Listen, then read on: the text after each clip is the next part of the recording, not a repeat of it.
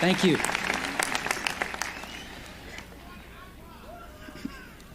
मेरा ऑनर है कि मैं यहाँ पर हूँ, जो कि दुनिया की सबसे फाइनेस्ट यूनिवर्सिटीज़ में से एक है। सच बताऊँ तो मैं कभी कॉलेज से ग्रेजुएट नहीं हुआ, और आज ही है जो कि मैं कॉलेज ग्रेजुएशन के सबसे पास आया हूँ। आज मैं आपको 3 स्टोरीज अपनी लाइफ के बारे में बताने वाला हूँ। कोई बड़ी बात नहीं, बस 3 स्टोरीज। पहली स्टोरी है डॉट्स को कनेक्ट करने के बारे में। मैंने कॉलेज से ड्रॉप लिया पहले 6 महीनों में ही, लेकिन अगले 18 महीनों तक कुछ भी नहीं किया। तो फिर मैंने ड्रॉप क्यों लिया? इसकी शुरुआत मेरे जन्म से पहले है। मेरी शारीरिक माँ का ग्रेजुएशन नहीं हुआ था और उन्होंने डिसाइड किया कि वो मुझे अडॉप्ट करेंगी। उनके मन में ये था कि मुझे कॉलेज ग्रेजुएट्स के द्वारा अडॉप्ट किया जाए, तो मुझे लॉयर और उनकी एक वाइफ के द्वारा अडॉप्ट किया गया। लेकिन अंत में उन्होंने डिसाइड किया कि उन्हें सच में एक लड़की चाहिए थी। तो मेरे पेरेंट्स, जो कि वेटिंग लिस्ट में थे, उन्हें आधी रात एक फ़ोन आया, हमें एक लड़का मिला है, क्या वो आपको चाहिए?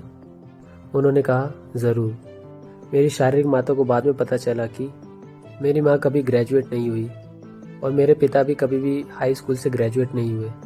तो उन्होंने फाइनल अडॉप्शन पेपर को साइन करने से मना कर दिया। वो कुछ समय के बाद मानी, जब उन्होंने प्रॉमिस किया कि मैं कॉलेज जाऊंगा। ये मेरी ज़िंदगी की शुरुआत है, और 17 साल के बाद मैं कॉलेज गया।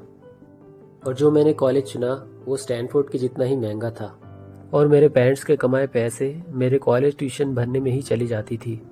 6 महीनों के बाद मुझे उसमें वैल्यू दिखाई नहीं दी। मुझे कोई भी आइडिया नहीं था कि मैं अपनी लाइफ को क्या करने वाला हूँ, और इसका भी कोई आइडिया नहीं था कि कॉलेज इसे मुझे जानने में कैसे मदद करेगा। और यहाँ पर मैं हूँ अपने पेरेंट्स का पैसा खर्च करते हुए, जो कि उन्होंने पूरी ज़िंदगी भर बचाए। तो मैंने ड्रॉप लेने का डिसाइड किया और सोचा कि सब कुछ ठीक से चलेगा। वो उस समय काफ़ी डरावना था, लेकिन अभी पीछे देखता हूँ तो मुझे लगता है कि उस समय का सबसे बढ़िया डिसीजन था ये। जिस समय मैंने ड्रॉप लिया तो मैं उन क्लासेस को लेना बंद कर सकता था जिसमें मुझे इंटरेस्ट नहीं था, और उस क्लासेस को लेना शुरू किया जिसमें मुझे ज़्यादा इंटरेस्ट लगता था। ये बिल्कुल भी रोमांटिक नहीं था। मेरे पास खुद का रूम नहीं था, इसलिए मैं अपने दोस्त के बेडरूम की ज़मीन में सोता था।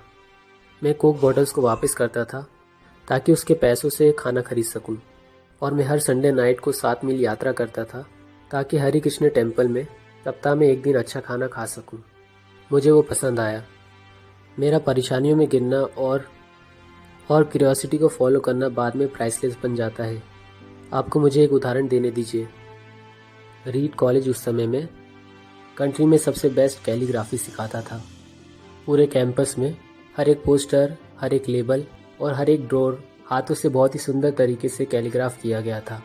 क्योंकि मैंने ड्रॉप लिया था और मुझे नॉर्मल क्लास नहीं लेना था, तो मैंने ये डिसाइड किया कि कैलीग्राफी क्लास को लूँगा। मैंने सैरा सैन फ्रांसिस टाइपफेसिस के बारे में सीखा, दूसरे लेटर कॉम्बिनेशंस के बीच में कितना स्पेस आना चाहिए और क्या बेहतरीन टाइपोग्राफी को बेहतरीन बनाती है। ये बहुत ही सुंदर था, बहुत ही इतिहासकारी था, और इस तरीके से रखा गया था कि साइंस भी उसे कैप्चर नहीं कर सकता। और मुझे ये बहुत ही फैसिनेटिंग लगा।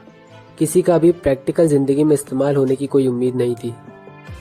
10 साल के बाद जब हम पहला मैकिन्टॉश कंप्यूटर को डिज़ाइन कर रहे थे, ये सब कुछ मेरे पास वापस आया। ये सब हमने मैक में डिज़ाइन किया। पहला कंप्यूटर था जिसमें सुंदर टाइपोग्राफी थी। अगर मैंने कॉलेज में ड्रॉप नहीं लिया होता और वो कोर्स को नहीं लिया होता, तो मैक के पास कभी भी अलग अलग टाइप फेसेस नहीं होते और बराबर तरीके से स्पेस दिए हुए फॉन्ट्स नहीं होते। और जैसे कि विंडोज़ ने सिर्फ मैक को कॉपी किया है, इसका मतलब यह है कि कोई भी पर्सनल कंप्यूटर में ये नहीं होता। अगर मैंने कभी ड्रॉप नहीं लिया होता, मैं कभी भी उस कैलीग्राफी क्लास में भाग नहीं लेता, और कभी भी पर्सनल कंप्यूटर में वंडरफुल टाइपोग्राफी नहीं होती जैसे कि अभी है। ज़रूर ये इम्पॉसिबल है डॉट्स को कनेक्ट करना आगे देखते हुए, जब मैं कॉलेज में था, लेकिन अभी ये बहुत ही ज़्यादा साफ है पीछे देखते हुए। 10 साल के बाद फिर से आप कभी भी डॉट्स को कनेक्ट नहीं कर सकते आगे देखते हुए। आप उन्हें तभी कनेक्ट कर सकते जब आप पीछे देखते हैं। तो आपको विश्वास करना होगा कि डॉट्स कैसे न कैसे आपके फ्यूचर को कनेक्ट कर रहे हैं। आपको किसी न किसी पे विश्वास करना होगा, कि गट्स, डेस्टिनी या कर्म या कुछ भी। क्योंकि इस बात पे विश्वास करना कि डॉट कनेक्ट्स होंगे, ये आपको इस बात का आत्मविश्वास देता है कि आप अपने दिल की सुने, भले ही आप उस मार्ग को नहीं जानते हो। और यही सब चीज़ें अंतर पैदा करेगी। मेरी दूसरी कहानी प्यार और खोने के बारे में है। मैं लकी था। मुझे अपनी ज़िंदगी की शुरुआत में वो मिल गया जो मुझे करना पसंद था। मैंने एप्पल को अपने पेरेंट्स के गराज में शुरू किया जब मैं 20 साल का था। हमने बहुत मेहनत से काम किया और सिर्फ 10 सालों में एप्पल हम 2 लोगों से जो कि गराज में काम करते थे $2 बिलियन कंपनी में बदल गया, जिसमें 4000 लोग काम करते हैं। हमने अपना सबसे बेहतरीन क्रिएशन को रिलीज़ किया मैकिन्टॉश 1 साल पहले, जैसे ही मैं 30 साल का हुआ। उसके बाद मुझे निकाल दिया गया। कैसे आपको उस कंपनी से निकाला जा सकता है जिसे आपने खुद स्थापित किया था। जब एप्पल बढ़ा तो हमने एक इंसान को रखा जो कि मुझे लगा कि बहुत ही ज़्यादा टैलेंटेड होगा मेरे साथ कंपनी चलाने के लिए। पहले कुछ सालों में चीज़ें अच्छी गईं, लेकिन हमारे भविष्य को लेकर विजन्स अलग अलग होने लगे और अचानक से हम लोग गिरने लगे और बोर्ड ऑफ डायरेक्टर्स ने उसके साथ डिसाइड किया। तो जब मैं 30 साल का था तब मैं बाहर हो गया और बहुत ही बुरी तरीके से बाहर हो गया और मुझे लगा कि मेरी पूरी अडल्ट की ज़िंदगी ख़राब हो गई। मुझे सच में नहीं पता था कि कुछ महीनों तक क्या करूं। मुझे लगा कि मैंने पुरानी जनरेशन्स के एंटरप्रेन्योर को नीचा किया है। मैं नॉइस में डेविड पैकर से मिला और उससे बहुत ही ज़्यादा माफ़ी मांगी। मैं बहुत ही बुरी तरीके से फेल हुआ था, यहाँ तक कि मैंने ऐसा सोचा था कि वैली से भाग जाऊँ, लेकिन कुछ चीज़ मेरे पास आने लगी। मुझे अभी भी उससे प्यार था जो मैं करता था। मुझे भले ही निकाला गया था, लेकिन फिर भी मैं प्यार में था, इसलिए मैंने फिर से शुरू करने की सोची। मैं उस समय में नहीं देख सका, लेकिन एप्पल से निकाला जाना मेरी ज़िंदगी में सबसे बेहतर चीज़ हुई थी। सक्सेसफुल होने का भार अब बिगनर के हल्केपन में बदल चुका था। उसने मुझे आज़ाद किया अपने जीवन में सबसे ज़्यादा क्रिएटिव बनने के लिए। अगले 5 साल के दौरान मैंने एक कंपनी शुरू की जिसका नाम नेक्स्ट था, एक और कंपनी जिसका नाम पिक्सार था, और एक लड़की के प्यार में गिरा जो मेरी पत्नी बनी। पिक्सार ने दुनिया का सबसे पहला एनिमेटेड पिक्चर टॉय स्टोरी को बनाया और वो अभी पूरी दुनिया का सक्सेसफुल स्टूडियो है।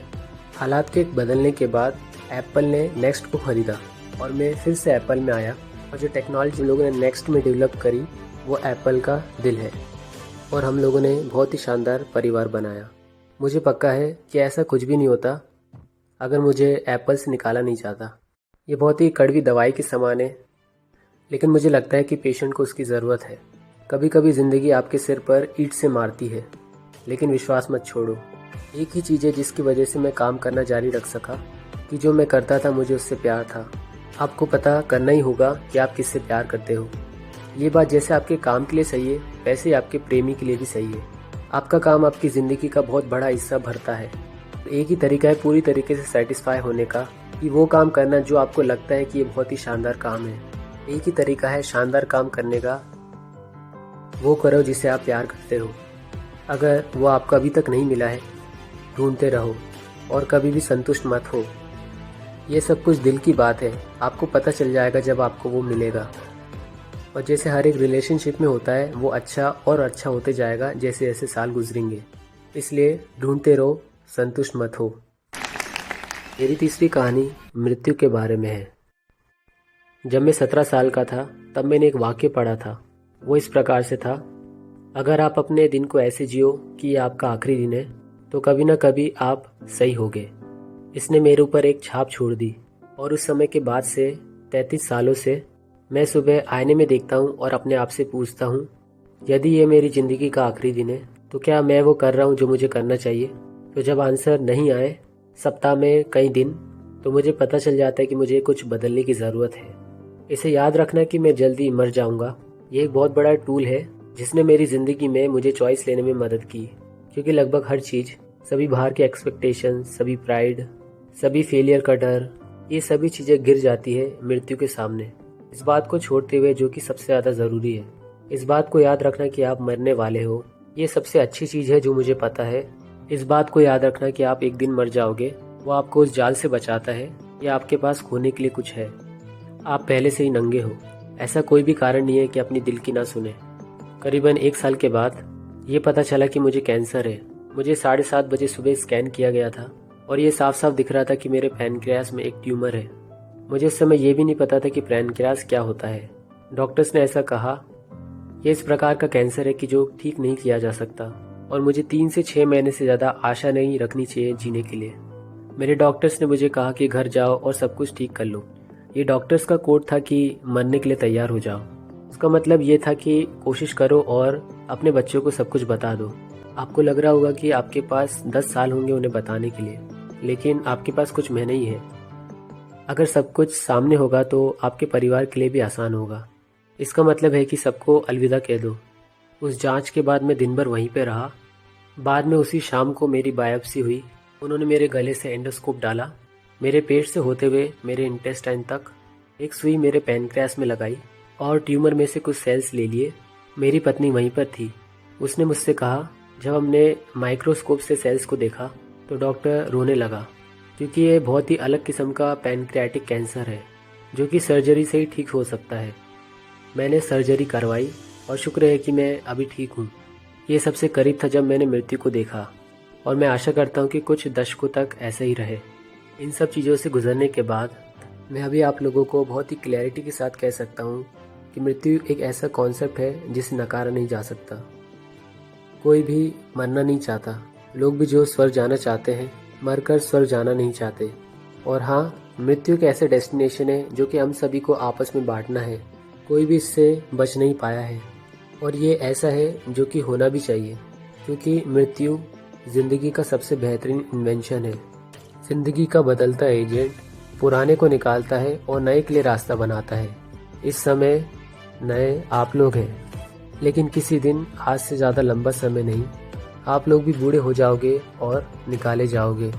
माफ़ करना इतना ड्रामेबाज बनने के लिए, लेकिन ये काफ़ी सच है। आपका समय सीमित है, इसलिए उसे बर्बाद मत करो किसी और की ज़िंदगी जीने के लिए। इस जाल में मत फंसो जो कि किसी दूसरे के विचार से आता है, और दूसरों के विचार आपके अंदर की आवाज़ के सामने मत आने दीजिए।